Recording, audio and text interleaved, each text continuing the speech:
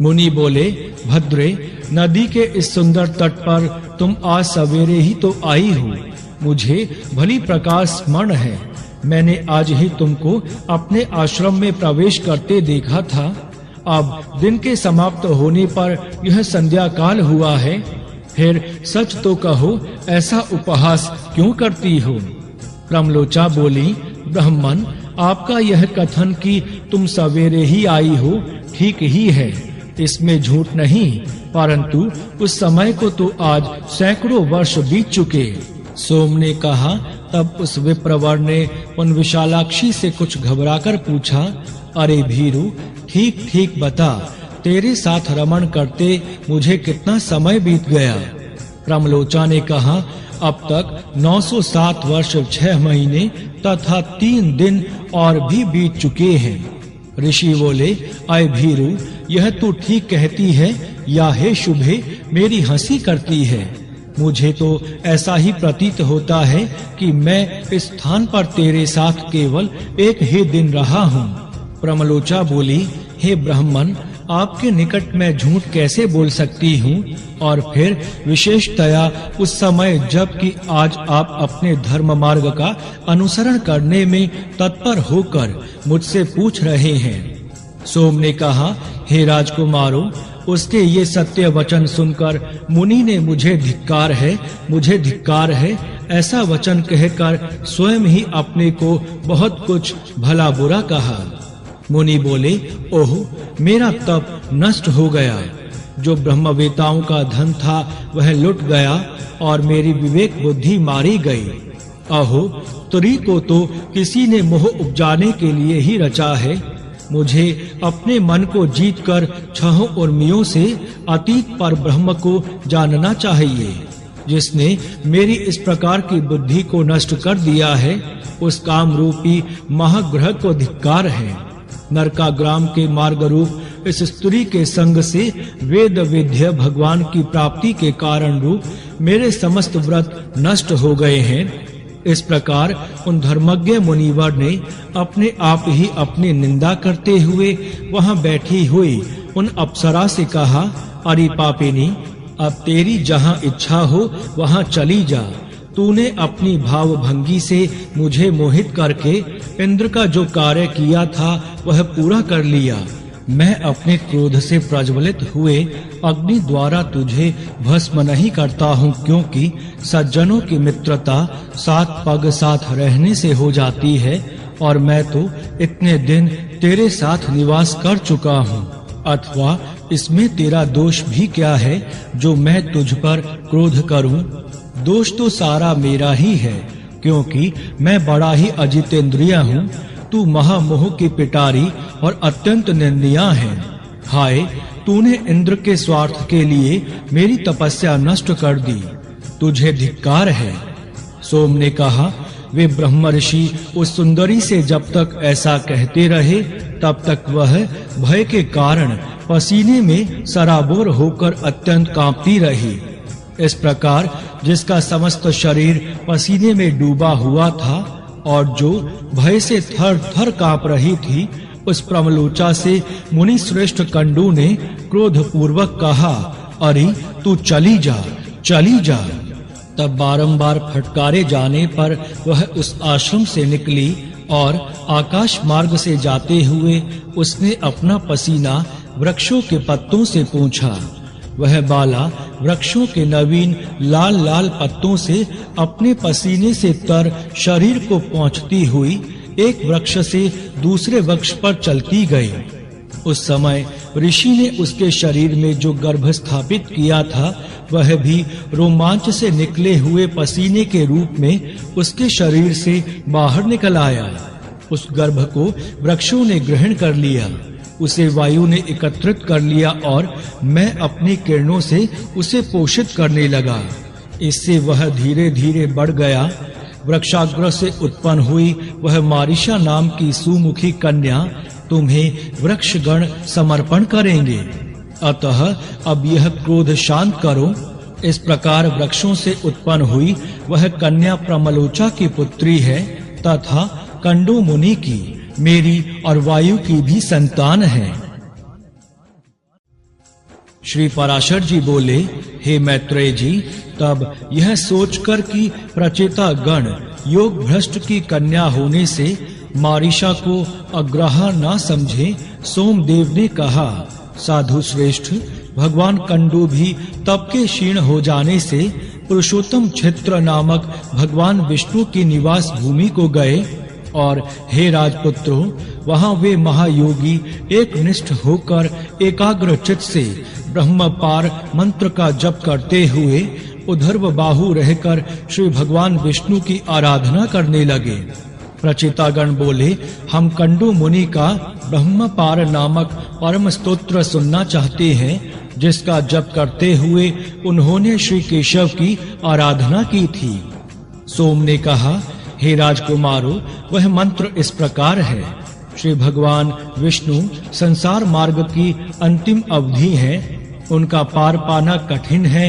वे पर अर्थात आकाश आदि से भी पर अर्थात अनंत हैं, अतः सत्य स्वरूप हैं। तपोनिष्ठ महात्माओं को ही वे प्राप्त हो सकते हैं, क्योंकि वे पर अनात्म प्रपंच से परे हैं तथा पर इंद्रियों के अगोचर परमात्मा है और भक्तों के पालक एवं उनके अभिष्ट को पूर्ण करने वाले हैं।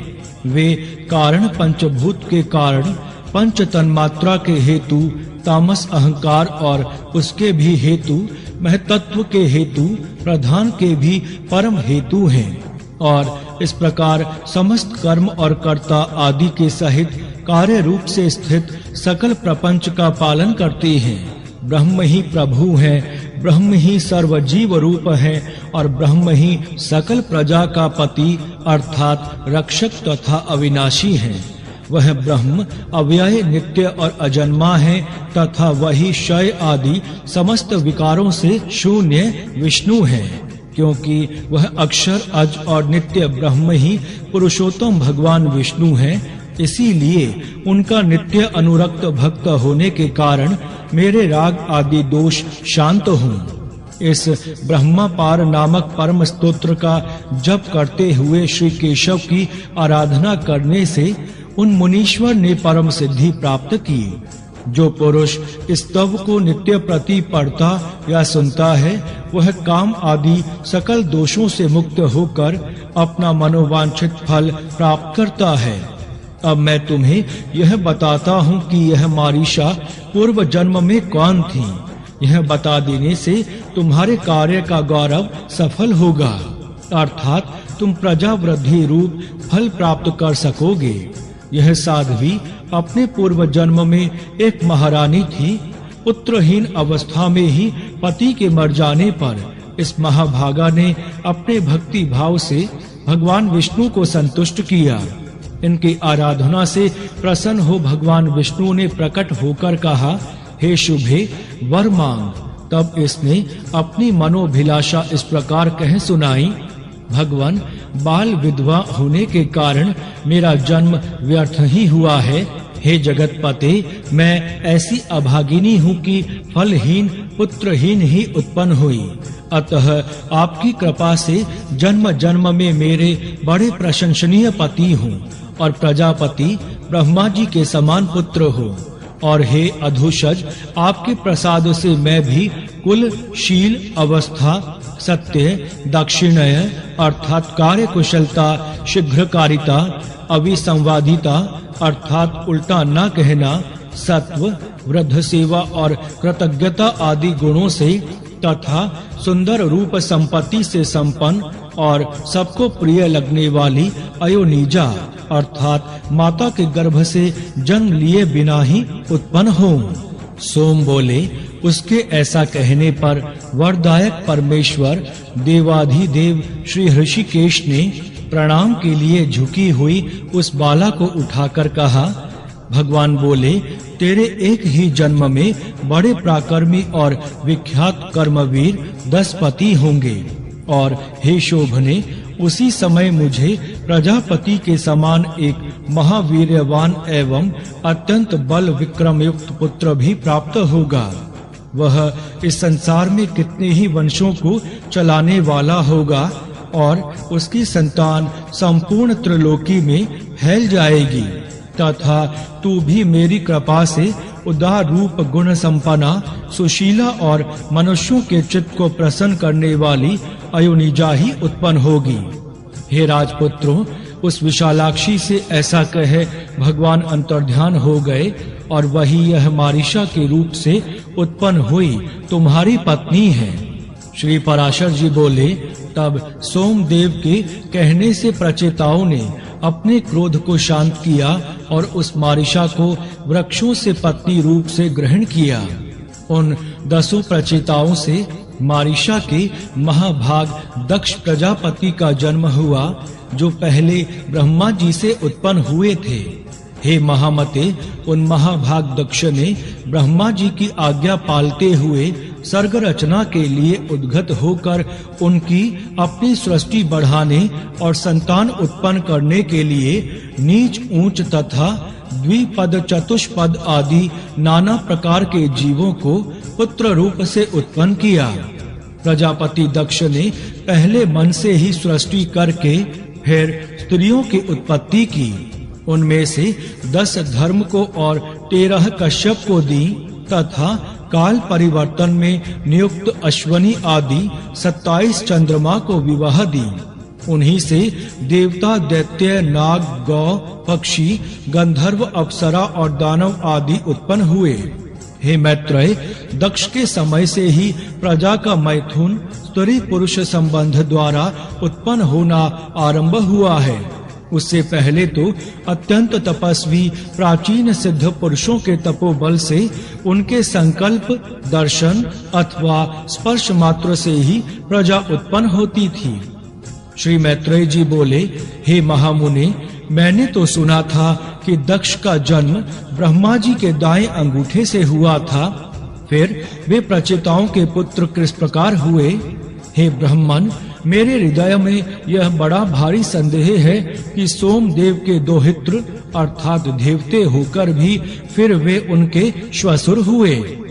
श्री पराशर जी बोले, हे मैत्रेय, प्राणियों के उत्पत्ति और नाश अर्थात प्रवाह रूप से निरंतर हुआ करते हैं। इस विषय में ऋषियों तथा अन्य दिव्य दृष्टि पुरुषों को कोई मोह नहीं होता। हे मुनि श्रेष्ठ, ये दक्ष आदि युग युग में पैदा होते हैं और फिर लीन हो जाते हैं। इसमें विद्वान को किसी प्रकार का संदेह नहीं होता। हे द्विजोत्तम, इनमें पहले किसी प्रकार की ज्येष्ठता अथवा कनिष्ठता भी नहीं थी। उस समय तप और प्रभाव ही उनकी ज्येष्ठता का कारण होता था। श्री मैत्रेय जी बोले, हे ब्राह्मण, आप मुझसे देव, दानव, गंधर्व, सर्प और राक्षस की उत्पत्ति विस्तार पूर्वक कहिए। श्री पराशर जी बोले, हे महामुने, स्वयंभुव भगवान ब्रह्मा जी की ऐसी आज्ञा होने पर कि तुम प्रजा उत्पन्न करो, दक्ष ने पूर्व काल में जिस प्रकार प्राणियों की रचना की थी वह सुनो। उस समय पहले तो दक्ष ने ऋषि, गंधर्व, असुर और सर्प आदि मानसिक प्राणियों को ही उत्पन्न किया। इस प्रकार रचना करते हुए जब उनकी वह प्रजा और ना बढ़ी तो उन प्रजापति ने सृष्टि की वृद्धि के लिए मन में विचार कर मैथुन धर्म से नाना प्रकार की प्रजा उत्पन्न करने की इच्छा से विरण प्रजापति की अति तपस्विनी और लोकधारिणी पुत्री असिकी से विवाह किया। तदंतर वीर्यवान प्रजापति दक्ष ने सर्ग की वृद्धि के लिए विरण सुता असिकी से 5 सहस्त्र पुत्र उत्पन्न किए। उन्हें प्रजा वृद्धि के इच्छुक देख प्रियवादी देवर्षि नारद ने उनके निकट जाकर इस प्रकार कहा, हे महापराक्रमशाली हर्यश्वगण, आप लोगों की ऐसी चेष्टा प्रतीत होती है कि आप प्रजा उत्पन्न करेंगे, सो मेरा यह कथन सुनो। खेद की बात है तुम लोग भी अभी निरे अनभिज्ञ हो, क्योंकि तुम इस पृथ्वी का मध्य, उधर्व अर्थात ऊपरी भाग और अध्य अर्थात नीचे का भाग कुछ भी नहीं जानते। फिर प्रजा की रचना किस प्रकार करोगे? देखो, तुम्हारी गति इस ब्रह्मांड में ऊपर नीचे और इधर उधर सब और अपरितहत अर्थात बेरोक टोक है। अतः हे अज्ञानियों, तुम सब मिलकर इस पृथ्वी का अंत क्यों नहीं देखते? नारद जी के ये वचन सुनकर वे सब भिन्न-भिन्न दिशाओं को चले गए और समुद्र में जाकर जिस प्रकार नदियां नहीं लौटती, उसी प्रकार वे भी आज तक नहीं लौटे। हरिश्वों के इस प्रकार चले जाने पर प्रचेताओं के पुत्र दक्ष ने वैरूणी से 1 सहस्त्र पुत्र और उत्पन्न किए। वे शबलाश्वगण भी प्रजा बढ़ाने के इच्छुक हुए, किंतु हे ब्राह्मण, उनसे नारद जी ने ही फिर पूर्वोक्त बातें कह दी। तब वे सब आपस में एक दूसरे से कहने लगे, महामुनि नारद जी ठीक कहते हैं, हमको भी इसमें संदेह नहीं, अपने भाइयों के मार्ग का ही अवलंबन करना चाहिए। हम भी माता पृथ्वी का परिमाण जानकर ही सृष्टि करेंगे। इस प्रकार वे भी उसी मार्ग से समस्त दिशाओं को चले गए और समुद्रगत नदियों के समान आज तक नहीं लौटे।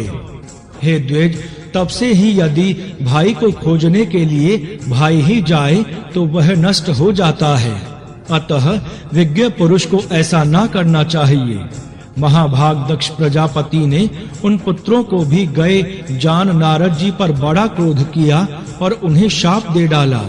हे मैत्रेय, हमने सुना है कि फिर उस विद्वान प्रजापति ने सर्ग वृद्धि की इच्छा से वैरूणी में 60 कन्याएं उत्पन्न की। उनमें से उन्होंने 10 धर्म को, 13 कश्यप को, 27 सोम को अर्थात चंद्रमा को और 4 अरिष्ट नेमि को दी, तथा 2 बहुपुत्र, 2 अंगिरा और 2 कृशाश्व को विवाही। अब उनके नाम सुनो। अरुंधति, वसु, यामी, लंबा, भानु, मरुत्वती, संकल्पा, मुहूर्ता, साध्या और विश्वा, ये 10 धर्म की पत्नियां थीं। अब तुम इनके पुत्रों का विवरण सुनो।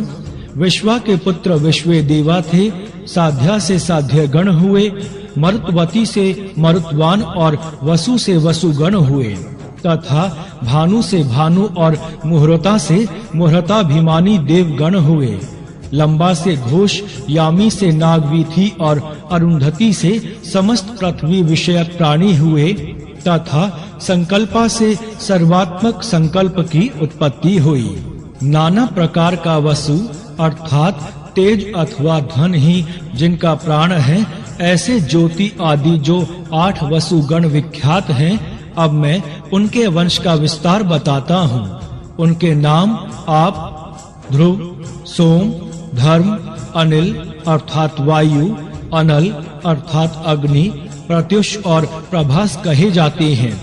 आपके पुत्र वैतंड, श्रम, शांत और ध्वनि हुए, तथा ध्रुव के पुत्र लोक संहारक भगवान काल हुए।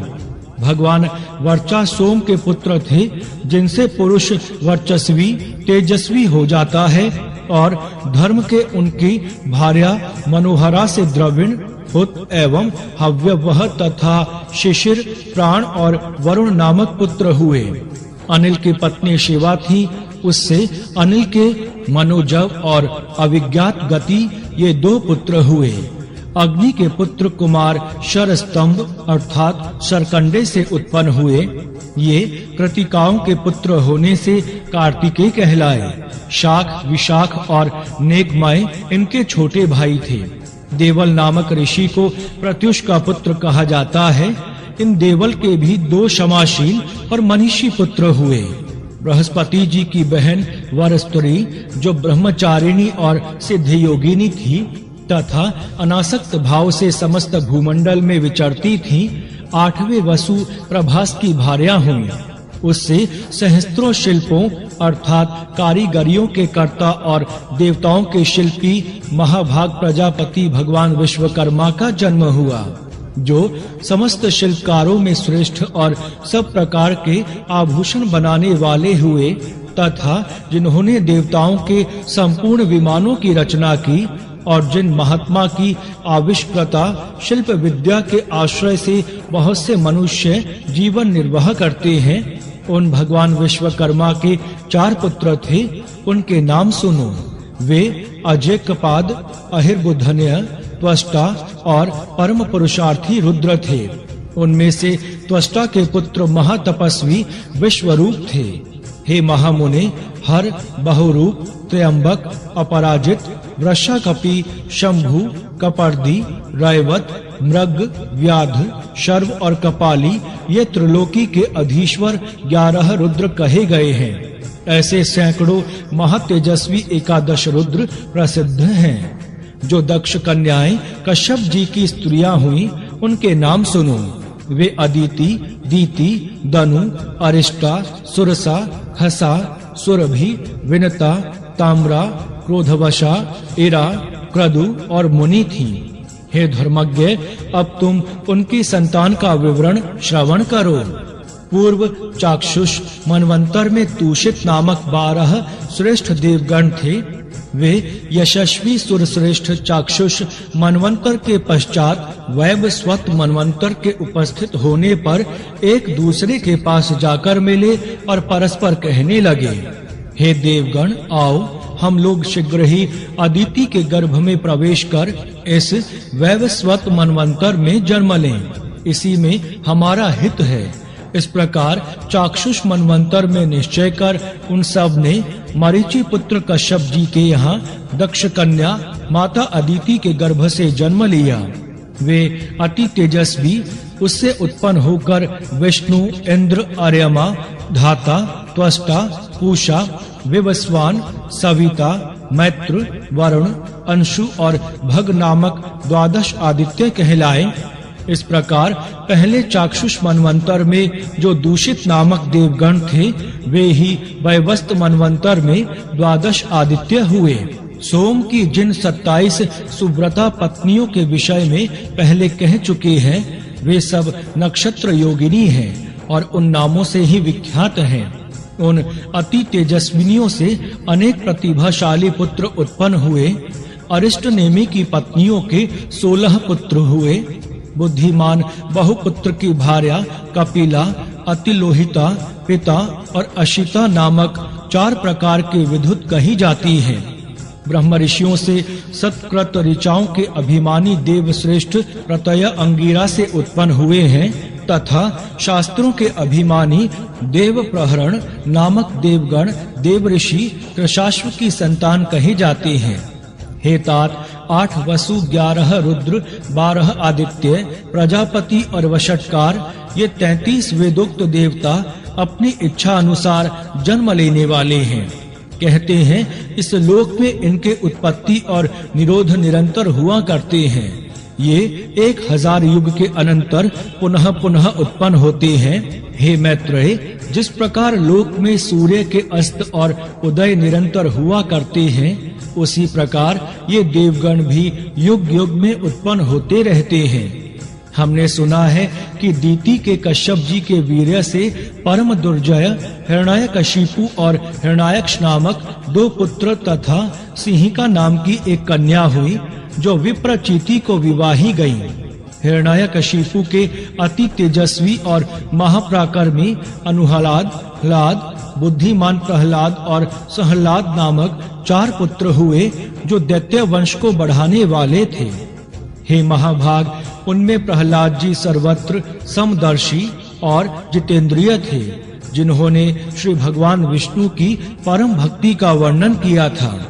जिनको दैत्य राज द्वारा दीप्त किए हुए अग्नि ने उनके सर्वांग में व्याप्त होकर भी हृदय में वासुदेव भगवान के स्थित रहने से नहीं जला पाया। जिन महाबुद्धिमान के पाशबद्ध होकर समुद्र के जल में पड़े पड़े इधर उधर हिलने डुलने से सारी पृथ्वी हिलने लगी थी, जिनका पर्वत के समान कठोर शरीर सर्वत्र भगवच्चित रहने के कारण दैत्य राज के चलाए हुए अस्त्र शस्त्रों से भी छिन्न भिन्न नहीं हुआ, दैत्य राज द्वारा प्रेरित विषाग्नि से प्रज्वलित मुख वाले सर्प भी चिन्मय तेजस्वी का अंत नहीं कर सके, जिन्होंने भगवत स्मरण रूपी कवच धारण किए रहने के कारण पुरुषोत्तम भगवान का स्मरण करते हुए पत्थरों की मार पड़ने पर भी अपने प्राणों को नहीं छोड़ा, स्वर्ग निवासी दैत्यपति द्वारा ऊपर से गिराए जाने पर जिन महामती को पृथ्वी ने पास आकर बीच में ही अपनी गोद में धारण कर लिया, चित्त में श्री मधुसूदन भगवान के स्थित रहने से दैत्यराज का नियुक्त किया हुआ सबका शोषण करने वाला वायु जिनके शरीर में लगने से शांत हो गया, दैत्येंद्र द्वारा आक्रमण के लिए नियुक्त उन्मत्त दिग्गजों के दांत जिनके वक्षः स्थल में लगने से टूट गए और उनका सारा मद चूर्ण हो गया, पूर्व काल में दैत्यराज के पुरोहितों की उत्पन्न की हुई कृतया भी जिन गोविंदासक्ति चित्त भक्तराज के अंत का कारण नहीं हो सकी, जिनके ऊपर प्रयुक्त की हुई अति मायावी शंबरासुर की हजारों मायाएं श्री कृष्ण चंद्र के चक्र से व्यर्थ हो गईं, जिन मतिमान और निर्मत्सर ने दैत्यराज के रसोइयों के लाए हुए हलाहल विष को निर्विकार भाव से पचा लिया, जो इस संसार में समस्त प्राणियों के प्रति समान चित्त और अपने समान ही दूसरों के लिए भी परम प्रेम युक्त थे, और जो परम धर्मात्मा महापुरुष सत्य एवं शौर्य आदि गुणों की खानी तथा समस्त साधु पुरुषों के लिए उपमा स्वरूप हुए थे। इस प्रकार श्री विष्णु पुराण के पहले अंश में 15वां अध्याय संपूर्ण हुआ। जय श्री